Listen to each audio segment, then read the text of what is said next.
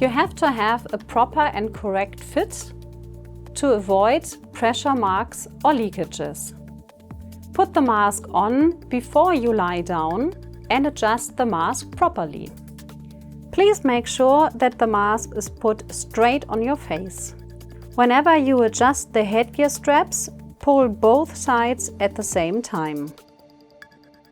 The lower headgear straps should not touch the tips of your ears.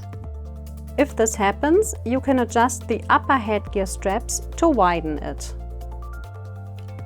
LENA should not be too tight, but of course also not too loose. For this, you first adjust the headgear as comfortable as possible. Then you adjust the forehead support. The forehead support has two functions. It helps to keep the mask stable and to avoid pressure marks on the nose bridge.